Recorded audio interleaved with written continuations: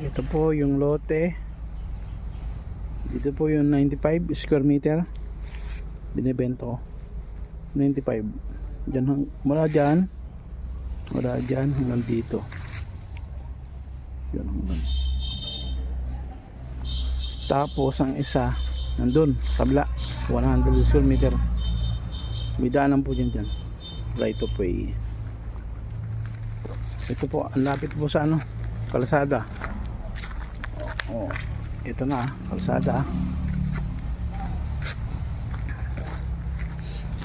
Ito po, kalsada.